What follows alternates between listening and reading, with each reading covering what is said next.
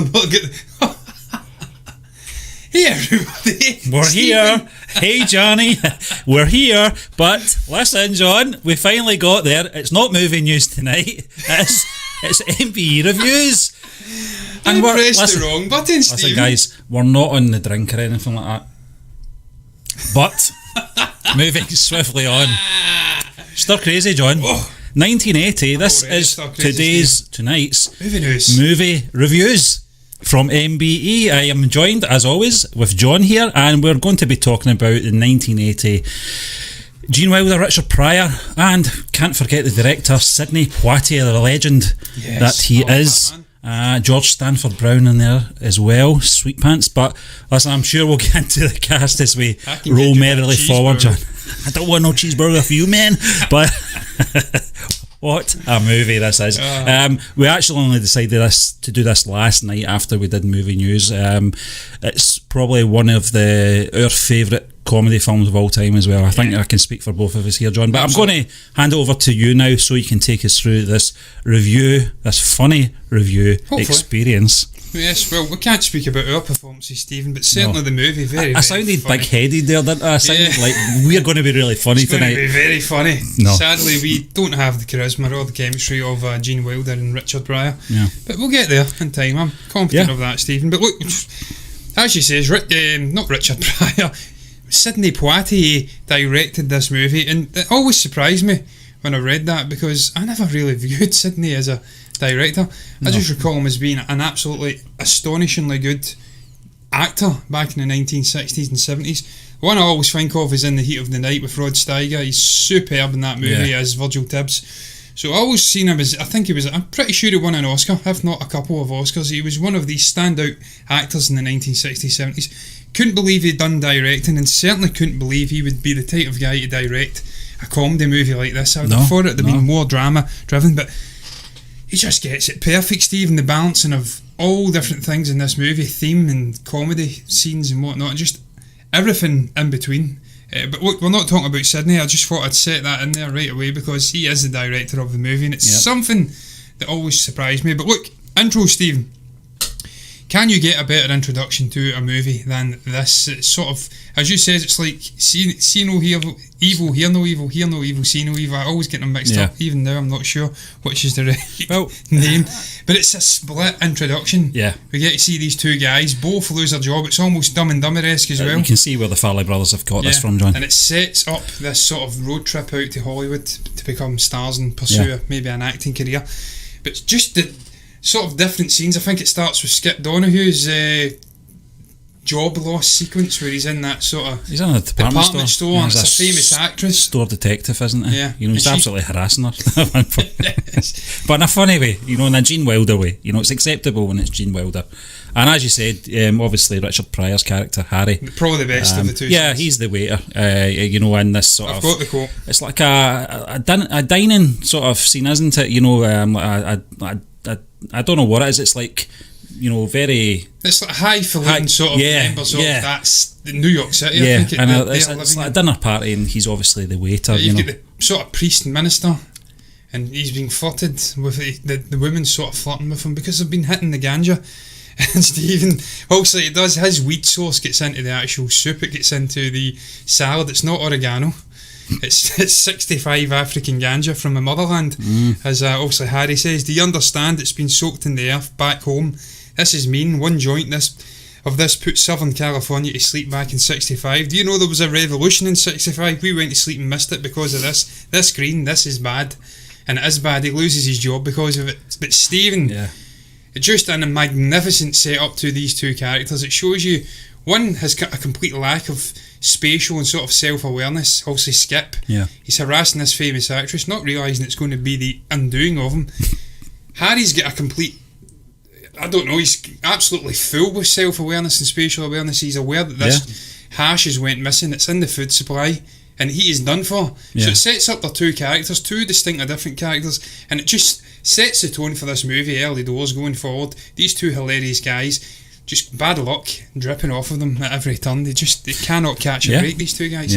I love the intro, Stephen. I don't know what you made of the ganja scene and of the priest getting hit up upon and the sort of the footsie underneath it was, the it was table. in And the, things like that. it was in the, it was in the salad, it was in the soup, and it was in the main course. So these, posh ones were very high at this point. I'm trying to get the quote from the priest. I can't. John, I watched this today and I can't remember. There's so many memorable quotes in it. I'm saying memorable, they're not that memorable because I can't remember. But I think there's an old deaf woman as well. Yeah, she just keeps saying pardon all the time. Yeah, Amazing. But when I was watching it today, I was like, this is where obviously Dumb and Dumber have got their idea from. The two of them living their separate lives. They're friends, but they're getting on with their jobs, and at some point they're going to lose them on the same day at the same. That's actually discussed, I think, in the bar scene with Skip and Harry talking about what time of day was it. It was between 2 and 3. Both of them lost their jobs. And this was their opportunity to obviously start a new life on the road. Head out to Hollywood. I think Skip says at the start of the film as well that he's is he a screenwriter or something? I can't remember. Yeah, he's an amateur screenwriter. Yeah, so he sees obviously that there's no opportunities in New York. It's too claustrophobic for him to clear his head and think what he wants to do, what he wants to write about, etc. And obviously, something that kept coming into my head throughout the film as everything unfolded was this will be a great story for him to write once. Exactly. At the end of the film, Jailhouse Rock. Yeah, so it was a great intro, John. It was a good setup. It's, as I said, I'm not going to say it mirrors See No Evil, Hear No Evil. See No Evil, Hear No Evil mirrors that, because that came out, I can't remember when it was. It was late 80s, 87, 88, yeah. It was the other terrible one that came out in about 93. Yeah. I've not seen that one. Can't remember what it's called. But, there's something about these two films. I'm just going to mention this briefly, John. I'm glad I watched Stir Crazy again today because I had it in my head that this is a shambles today, Stephen. I don't know. The Gremlins are in the works, John. But there's something about these two films that I thought were the same. Now, See No Evil, Hear No Evil has probably some of the funniest comedy moments in the first 45-50 minutes, and then it kind of goes into a sort of adventure romp, if you like, you know. And I was almost convinced myself that Stir Crazy was exactly the same, but it's not. The funniest moments are probably the first half of the film, I will say that, but it continually gets really bizarre with the sort of mental torture, isn't it? From the warden for Skip. Just try to break him. And I just forgot about that. I just forgot how funny the second half of this film was. But great intro. And again, Stephen, that's why I'm so surprised that Sidney Poitier actually directed this. This is not a man who is renowned for comedy. He's renowned for serious drama-driven stuff, and then, as I said, in the 1960s, touching upon civil rights matters and whatnot, and racial hatred in the United States. Not a guy you would associate with a comedy movie of this ilk, but he arguably gets the best performance out of these two guys of any of the movies they collaborated in. They collaborated in Silver Streak, Hear No Evil, See No Evil, and obviously this, and then that terrible one in the Another 90s. You or something. I can't remember and what it's called. Blazing Saddles, there was a sort of thread of connection. I don't think Richard Pryor was in it, but I think he was involved in the producing or something. The writing. And he was supposed to play that role of the sheriff. But he knocked it back, I think. No, he disappeared. he was out of town. Director Mel Brooks couldn't find him. I always remember watching this interview with Mel Brooks and Gene Wilder, and they were talking about that, and apparently Richard Pryor was just disappeared out of town, but he still has a writing credit, and there was that, as you said, that thread of connection. But arguably, Stephen, you're right, he has that thread, and you can see how he could have portrayed that character as well, and how him bouncing off of that sort of drunken alcoholic, down in his luck outlaw character, I can't recall the name, that Gene Wilder played, that would have worked so well. But arguably, Poitier gets the best performances out of these two guys in this movie. This for me is probably the best movie, and it's, as you says, it's all throughout the movie. There's lots of comedy and there's lots of things happening. It trickles through. A lot of it is front loaded, but as we go through, there's some truly hilarious moments. As Sandro said in the chat, the actual bull riding machine moment, that's right up there as one of the funniest things. I've said it in the actual notes. My 7-year Could be one of the best was things. laughing her head off at that scene. Yeah. I know we'll get to it when it comes, John, but she was just the actual speed of the bull. It was obviously the camera was sped up for that. I don't think they would have put Gene Wilder through that for real, but it was just the way it sped up. She was absolutely wetting herself. Put me in mind of Bart in that Simpsons episode. Oh hey, oh hey, oh hey. Kind of a can do this all spinning night. around. Yeah. Well, you're getting out there, Stephen, sadly. Yeah. But Stephen, look, I digress. Moving on to the sort of, it's interconnected into the introduction, but it's moved on as well from the sort of initial introducing Skip and Harry. The moment in the bar, they've both been sacked, as you did say. It's around about 2-3 in the afternoon. They're drowning their sorrows. They decide we're going to go off to California. And this is a personality fault with Skip. He just cannot see someone maybe arguing or someone sitting on their own in the terms of Grossberger later on in the movie, and just leave him alone. He can't just sit. He has to go in and try and be a mediator of sorts and calm the situation down or help them out. He thinks he's a sort of counsellor, come scriptwrite, become, I don't know, some absolute crazed lunatic, as you'll see time and again in this movie, because he is stone mad, this character. But what did you make about that scene? Because again, it's right up there as one of the funnier moments early on in this movie. I says he set the tone with this the is two the chap that refuses to pay the cab fare, isn't it? Yeah, the little guy fights with the big tall guy. It's almost what's his face? He looks like the guy. He's on the Band on the Run cover. Guy with the moustache. Name's completely eluding me at the moment. He looks like him anyway. He looks like a cross between Donald Sutherland, that's right. and you know that trench coat. I can't remember what the film's called. Invasion of the Body Snatchers. Oh, or something. yeah. He looks a bit like him, but he also looks a bit like James Coburn. James Coburn. That's James it. Coburn. Jesus Christ, he looks like a combination of those two. Yeah. And also that fighting, Stephen, it's hilarious. The big guy just batters the living shit out of that little sort of Hispanic guy, and Skip goes over and tries to act as mediator. He thinks he's changing the two for the better. He's talking the situation down. Then you get the reveal that this little guy's got his nuts or whatever with some pliers, and he's twisting it, and you can see the sweat, you can feel the pain. But it's hilarious because again he completely lacks spatial awareness, situational awareness. And you've got Harry sitting at the table. He's seen it all. And he's like, "Come on, Skip, don't do this." He is so, and that's something that's carried through all of the movies for me. Pryor's always been the guy who's been aware, and he's the more level-headed, grounded sort of chap. And Wilder's always played these unhinged, completely lacking self-awareness characters. We've seen it in Silver Streak as well. He's blacking up and dancing, and Pryor's going like that, and just oh my god, he doesn't even have to say a word. And he conveys to the audience exactly what the audience is thinking in that scene. I loved that fight sequence. I thought it was absolutely fantastic. Yeah, it was great. And also the pair do hit the road at that point and head for California. I think Skip lets it drop to perhaps Harry that he's got some job lined up for them, and working and banking. He's done a deal with the manager for some promotional stuff. Yeah. Harry's also not aware that he's going to be dressing up as a sort of bird. Yeah, a woodpecker, a woodpecker. And doing a song and dance act. But that takes them on a path to absolute chaos and destruction, because they go off, they perform this act, they go for their lunch break, and then there's an armed robbery, and the two guys steal their costumes, and then also they get framed for it. Stephen, what did you make when you first watched this movie? If you can recall the first time you've seen it, and they get framed, did you thought, because at the time it came out, John, I was only 4 when it came out, so I actually saw See No Evil, Hear No Evil first before I saw this film. So when I saw this, after I've seen See No Evil, Hear No Evil, I just thought, this looks familiar. They just seem to get into these situations, more often than not. But it was a quick sort of setup. It wasn't anything complicated or convoluted or anything like that. It was really just getting to frame these guys as quickly as possible in the most simple fashion. So for them to go off at on lunch and then return, and the bank manager identified why to the scene if they were the robbers, you know what I mean? There's a lot of sort of plot holes in there, but it sets it up nicely just to get them, the story moving on, Stephen, I to think where they we want have to go. issues with the audio at the moment. All right, okay. Very briefly, very briefly, 2 seconds.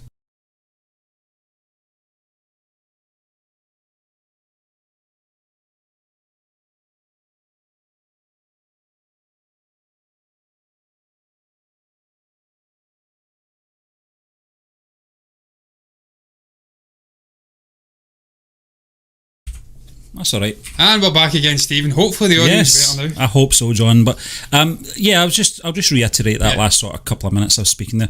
Yeah, I mean, just that whole setup was just a convenient way to move the story forward. You know, just the setup of having those guys dress up in the uniforms, those woodpecker uniforms, and really just carry the story forward as quickly as possible. Having the bank manager identify Skip and Harry as the robbers, although they returned to the scene, which didn't make any sense to me.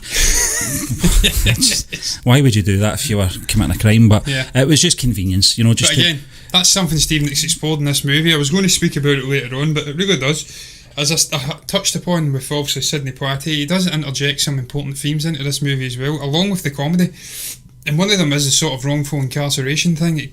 Obviously, linchpins the whole movie in these characters, and you see that with them also being wrongfully incarcerated. It's a real issue over in the United States. So even though this movie has got some mostly comedic touches and flares, there is some serious sort of undertones within the themes explored in the movie as well, and I really enjoyed that. Yeah. And also that it's done lightly. I mean, it's not like it's not dark and sort of depressing. These guys have been wrongfully incarcerated. It's the end of their lives. They've been sentenced to 125 years. It's very lightly done. But I thought that was really intelligent, the way he handled those, also the themes and the blending of that with comedy. And the stuff with Grossberger later on as well. He's sort of sitting on his own. He's isolated. They're judging him by his appearance and he looks fierce. But in reality, he's a very sort of soft... There was always, what was it, a cupcake with a soft inside? What was in it? I can't recall the actual term. I'm terrible with sayings. He's gentle. He's a very gentle giant. Yeah. That's what I'm trying to say. And they touch upon that. Apart from obviously the crime he committed, when he murdered his family, and then killed those other people that reminded him of his family as well. You know, so that's highlighted as well. But Stephen, this is a state where Skip and Harry get incarcerated for armed robbery. So did he really do it? You know, did he really do it? But Stephen, they also do. They get caught. They get sentenced. And Stephen, I think this scene is probably the best scene maybe put to cinema in terms of comedy in the whole of the 1980s. And that's quite a call, because we had movies like Caddyshack and Airplane and Vacation and things like that. I think this is right up there. Certainly, if it's not the best, it's in the top 5. The sort of scene where they get sentenced to 125 years. It's just the way the judge nonchalantly says, due to the nature of the crimes and your lack of I can't recall the exact quote, but you will be sentenced to 125 years. I love the way that Skip tells him to sit down. No. Sit back down. Can you recheck it again? Maybe you've got the wrong case. We're innocent. But it's when Skip starts saying, what? I can't hit the sort of octaves that guy hit, but it's amazing when he goes and starts doing the what. And then you've got also Harry saying, I'm going to be an old man. I'll be 161 when I get out. I don't want to spend 1 year. I don't even want to do 100. I'm like, what's going on here? These two guys are just... He wants to take out the lawyer at that point. I'm going to kick his ass. Yeah, Skip's got to obviously stand in between both of them, but it's a great scene, John. Sometimes, you know, when Richard Pryor and Gene Wilder are acting a scene like this, they get into their own little worlds, and they do that in this scene where you get, you know, that high pitch, what? You know, thing going on from Gene Wilder, and then, you know, Richard Pryor's doing his own thing at the same time. You know, he's mumbling away. I can't process this. 125 years. You know, I'm going to be an old man when I get. I'm going to be an old man. Yeah, I'm going to be dead. You know, but that sets. I think Skip tries to get some clarity. How long will that actually be? And I think the lawyer says 30 years. So I mean, realistically, they're still going to be dead, because they'll be like 60 odd, 70 odd, living in that jail with that condition, that warden, are long dead. But Steve, it was a truly tremendous moment. One of my favourite comedy moments in any comedy movie, not just in the 1980s. I love these two guys, and again, it's emphasised the charisma, the chemistry that they possess together. When they come together, I've seen someone say it in a comment section of a video. I didn't watch the movie again. It's been a number of years, but I have been watching the highlights. And someone says, I like peanut butter and jelly. It shouldn't work, but it just does. There's magic John, there. I watched, I think it was maybe about a month ago, I watched an old interview with Gene Wilder and Richard Pryor. I'd never seen it before. I think it was possibly around about the time I seen No Evil, Hear No Evil. And the interviewer did ask them, do you get on great off camera as well. And Gene Wilder, he took the lead on the conversation and said, we don't actually hang out that much.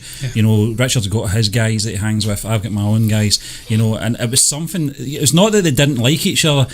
Gene Wilder was actually scared that the formula would break if they started hanging out and spending too much time together, which I can understand that. See, when you've got a winning formula, you don't want to change anything, so you've got to respect that. And they identified what they had. They knew they had some magnificent chemistry on screen, that they didn't want to sour in any way, so they didn't take those risks of spending too much time together offset. And they were very different individuals as well, Steve. And also Richard Pryor was a very vivacious, larger than life guy, a stand-up comedian. He was full of life. Gene Wilder was a much more reserved, quieter guy, just liked the family life. So apples and sort of, I don't know, bananas, pears. I'm terrible with sayings, guys. You'll understand that when you continue watching. I'm the Ringo Starr of MBE. I can't recall sayings at all. I amalgamate them all. But look, Stephen, they assimilate. Well, they don't assimilate quite so soon. They're introduced to prison life. And again, a truly hilarious moment. It's a holding cell. Sandro touched upon it when he's sort of whistling Skip into the jail, and then reality hits when he looks around and he realises where he is. He's going to be spending but remember the bit before that, John, is the holding cell. Oh yeah, the holding cell. Was that not before the holding cell? No, that's where they go after. That's the sort of court. Oh yeah, the court sort of jail, and that's where they go, and that's I'm bad, and he's giving it the swagger. We ain't taking no shit. Yeah. No shit, we bad.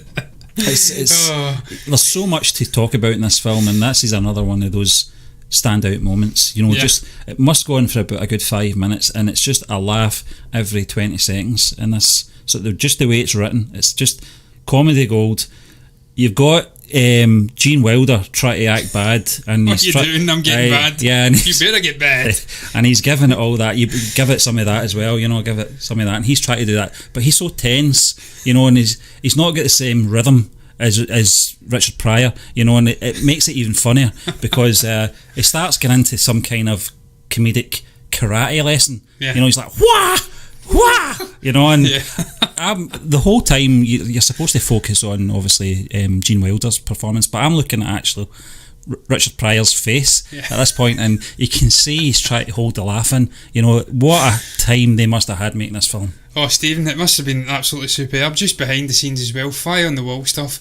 If you were to get a behind the scenes sort of featurette, documentary, whatever you want to call it, of what happened in maybe a movie, any era, I would pick this one just to see what these guys' reactions were. Were they ad-libbing in certain scenes and just going with it?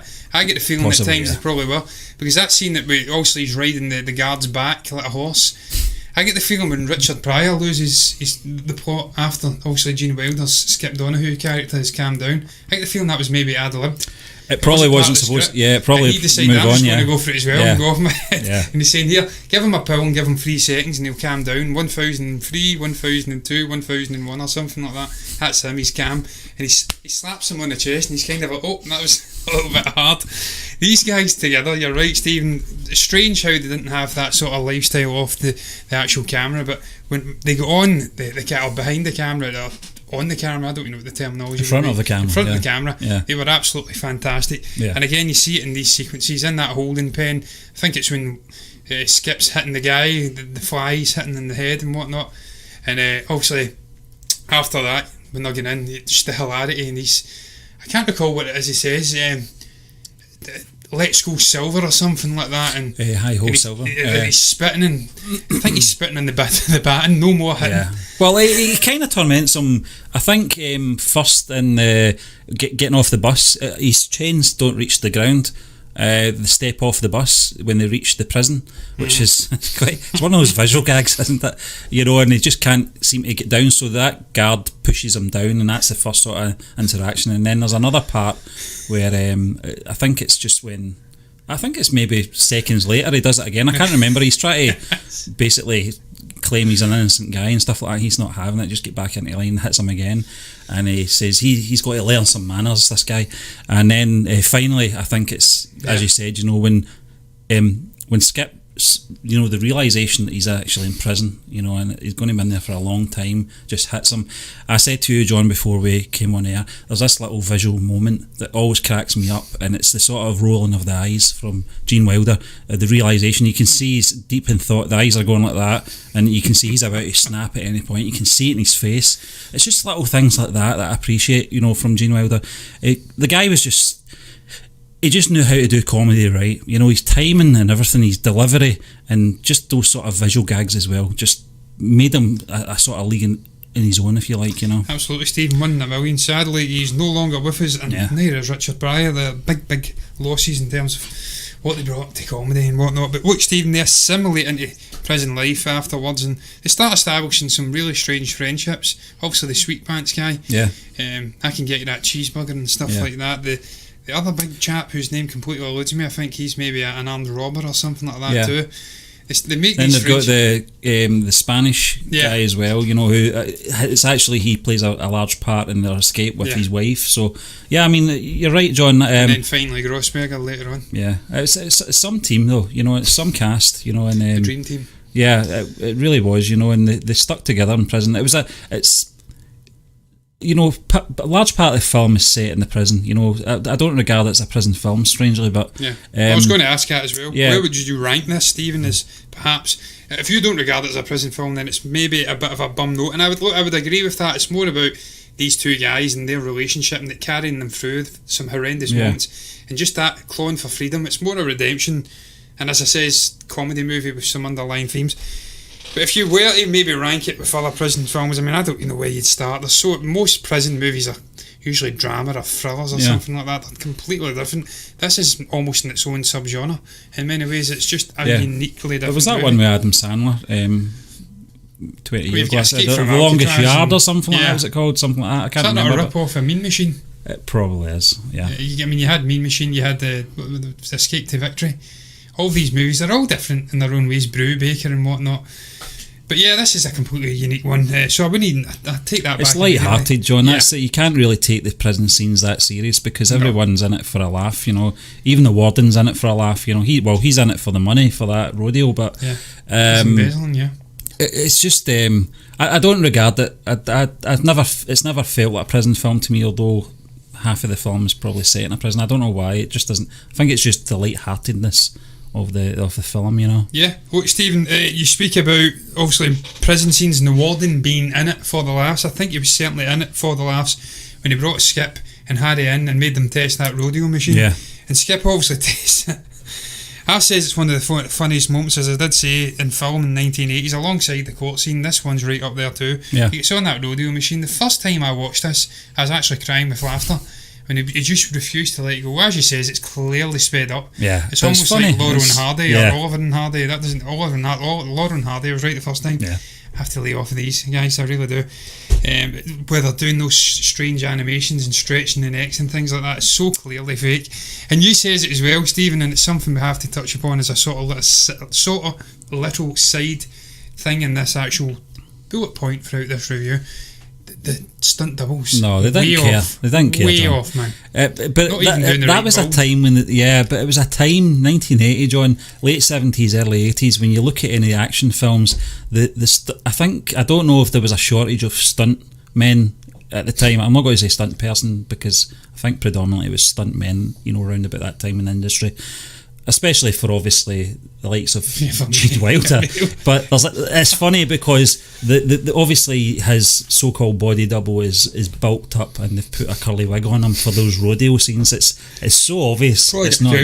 It's the shirtless. Gene Wilder's character's shirtless. And it makes it even more obvious. It's not like he's wearing the same clothes. I'm like, look, Gene Wilder's He's a slim man, and he always was. Not a pick on him. And then they've got this guy, it's a bit more meatier, if you like, It's almost like Patterson with his body double in the Batman. The stunt double rocked up to Glasgow and he looks more like Ben Affleck than Robert Pattinson. How are they going to mask that in? They're going to have to do that sort of Captain America shrinking technology because Robert, we've already established, is not a man who likes exercise, clearly. Yeah. He was whinging like a bitch about it. But Stephen, I really enjoyed that, but it had a more important sort of effect for the story because it did reveal this warden was a sort of a bad egg, if you like. He's embezzling the money from these rodeo championships and using it to funnel it into his own pocket. Essentially, it was supposed to be going to help him the prisoners' lifestyles in this prison and whatnot, and that really does set up also that scene where they start laying down the foundations for the escape, but they suggest to Skip that he play hard to get with the warden. He's going to offer him a slot on the conditions, right, so they can fight, as you did say, for better conditions for the prisoners. Even though they're leaving, they're quite noble. John, they want the other guys Sandro actually mentions Craig T. Nelson as Deputy Ward Wilson, who, you know, he mentions from Poltergeist 1 and 2, but he's also the voice of Mr. Incredible as well. Yes. Joe Beth Williams as the lawyer as well. So there is, you know, who was the one we said from Breaking Bad's in this as well? Oh, it's Mike... Jonathan Banks. Jonathan Banks, it's Mike I don't know who he is in the film. I can't remember seeing him. He'll be very young at then, Stephen. He'll have a head of hair and he'll obviously not have the beard. He may not have had a head of hair. Yeah. He looks like a chap who get hit with balls. Well, he was in Beverly Hill Cop, which came out about 3-4 years after this, and he had I say a head of hair, probably Kevin Spacey-esque. You know, in The Usual Suspects. So like me, Stephen. Well, I wear a hat for a reason. I don't know who he played in it, Stephen. I didn't even know he was in the movie. He was also a minor role, but because he has become more of an established name in the subsequent years that have passed, then he's also a little bit more up in the casting role than he should be for what he did in this movie. But also they do, I mean, it sets up that endurance scene again, one of the greatest sort of sequences put to a comedy movie, where they're trying to break Skip and he's just not having it. I think they start off with the bags on the sacks and Harry's falling right down. He can't handle the weight.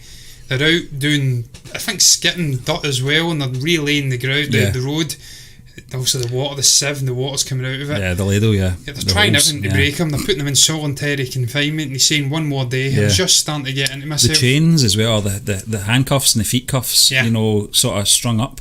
It's sorted his 11-year-old back problem as well, you know. Thanks, guys. Thank you. The final straw is obviously sharing that cell with Grossberger, isn't it? Absolutely magnificent, Stephen. When he walks along, he's so happy. Harry, I'm back. Guess who's back? And he looks in, and Richard Pryor is just sandwiched between the bunk beds and Grossberger, and it's just him sort of whimpering and looking at him, and he's mumbling. Because he says, he goes, help me or something. Yeah, and then I think it's help me skip or something like that. And then when he goes to help him, he's like, no, don't. And he's like, no, I'm just going to go over here and collect my thoughts. And he's like, help me. He's like, no, I'll go over here.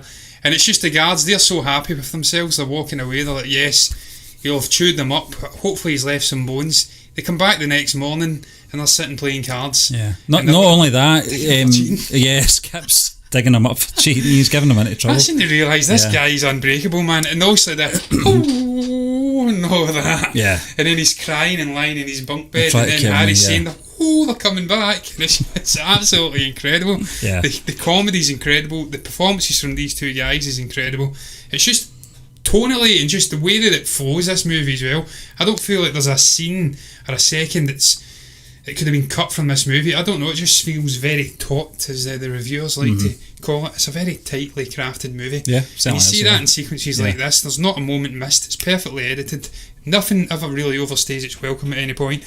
Grossberger does, he becomes one of the gang at that point, and that really does set up the sort of lead up to the escape at this rodeo championships. Now, Stephen, you have watched this movie much more recently today than I have, so I don't know if I've missed anything between this and the lead up to the championships. I know there was a singing moment for Grossberger.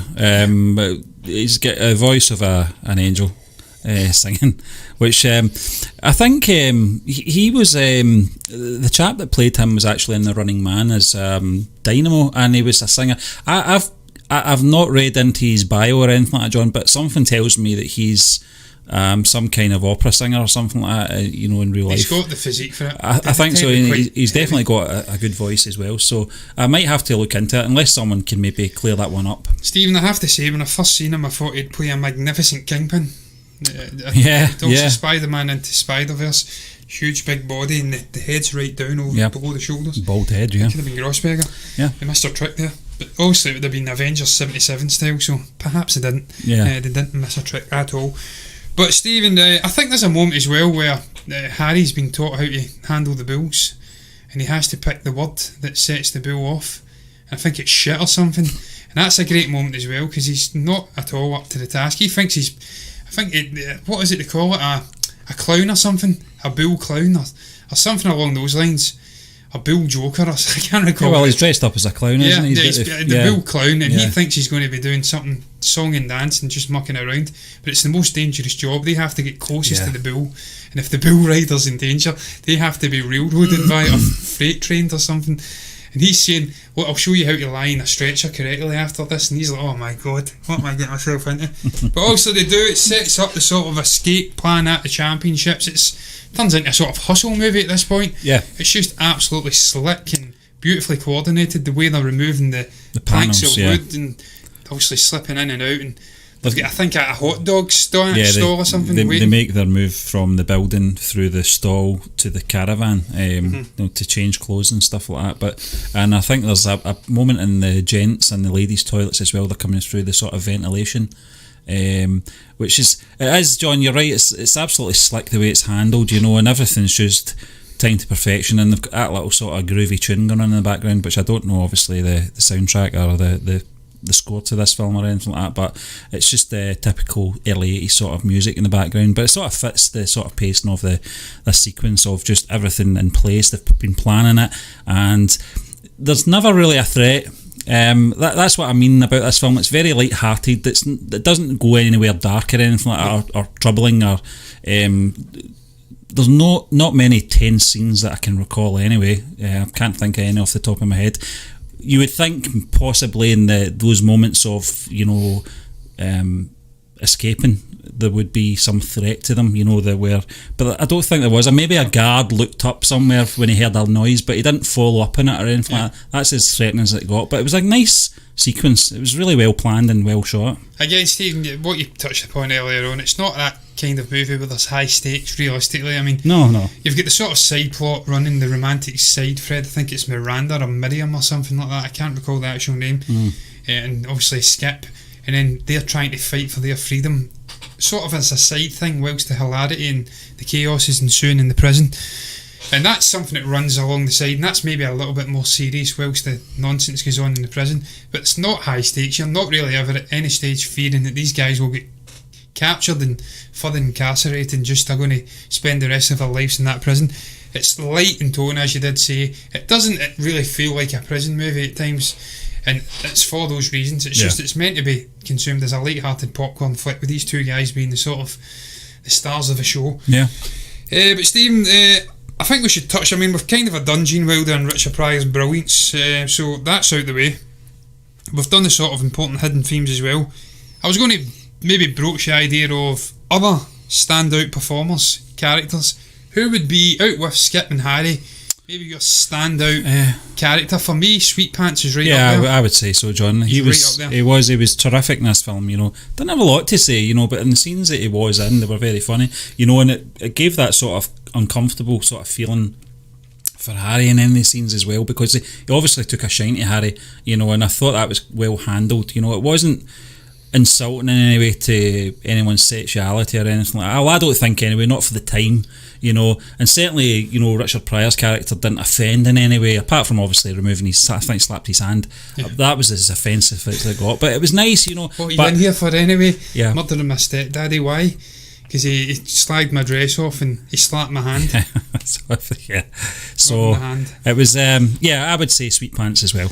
Absolutely, Stephen. Actually, Sandro has perhaps revealed the identity of the Jonathan Banks character, incidentally. Apparently, it may have been one of the robbers. That would be why I missed him, because it was a sort of blink and you'll miss it thing. They were in it. He's got the face for it. He has got the face for it, So he'd have also been playing the Gene Wilder character.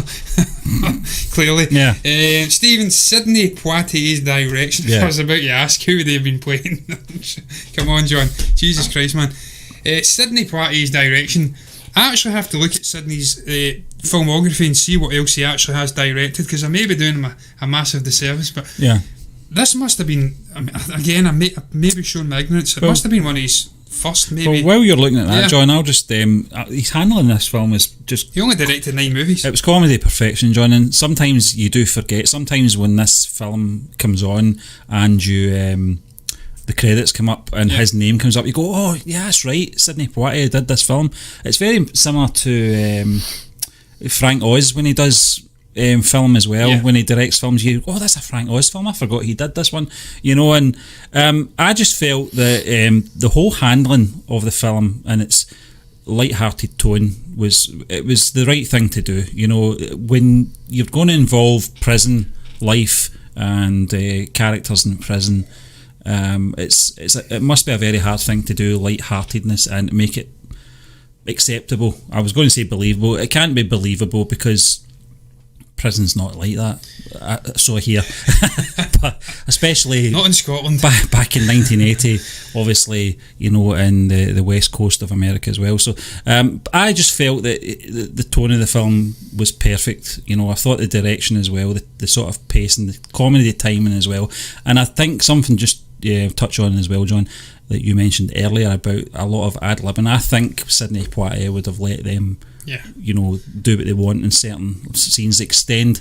And I think you're right. I think that scene where Richard Pryor had that bit of a mental breakdown wasn't really planned. No, but I think Sidney Poitier just roll with it, you know, just see what happens here, and if we get comedy gold, then that's great. Absolutely, Steve. Look, I really enjoyed his direction. I thought you get some wonderful performances, not just out of the main guys, but out of several of the side players. I thought it was, as I keep saying, a slick movie, tonally, and just the tempo of it, not a second wasted. He has directed 9 movies. He's done a sort of mixed match of drama, crime, comedy movies, so it's not something that's certainly out with his sort of toolbox. He has done it before in the mid-70s. He actually worked with Gene Wilder again after this in 1982, Hanky Panky, and again it was another crime action movie. But I love Sidney, man. He's a truly great guy. Glad to see he's still with us, even though he's getting on in years. As I keep saying, I was blown away when I discovered that he actually directed this movie. But Stephen, final thoughts on the film, its legacy. Where do you think it ranks in terms of comedies, maybe other movies in the decade of the 1980s, because it just slipped in there, even though it was probably made in 79. It's one of the top 10, John, of the 1980s, but in the case of Wilder and Pryor, it's the best of the bunch for me, followed by See No Evil, Hear No Evil, Silver Streak, and then That Only You. I can't remember what's called. I only saw that film once, John. I wasn't really keen on it, but this is the sort of top of the bunch, if you like. Absolutely, top Stephen. Of the pile. Yeah, well, I can't talk about anyone and they're saying, Stephen, they're butchering them on the regular. I agree. I thoroughly enjoy it. I've watched a lot of 80s comedies in my time on this planet, like the Police Academy and Airplane, and what's the guy from Airplane? It's the guy from Police. Leslie Nielsen, yeah. He's one of the best deadpan comedic actors of his generation. Absolutely superb. But for me, this is right up there, probably in the top 5 with the likes of Vacation and Caddyshack and whatnot, and Airplane right up there for me too. So I love it. I think it's an absolute cult classic. I won't come out and say it's an absolute out and out classic, but it's a comedy cult classic for me, and it's because of the aforementioned reasons that we spoke about, Stephen. The comedic sort of dynamic duo of those two guys, brilliant directing and whatnot. I don't know how it ranks against other movies out with the comedy genre for the decade. I'm not even going to try, but in terms of Gene Wilder and Richard Pryor movies, I agree with you again. The best one they've ever made.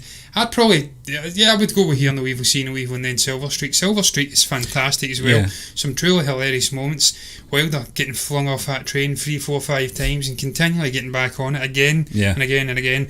But Stir Crazy is the top one by a considerable distance for me. I would say so. Look, I ain't get much more to add to it. No.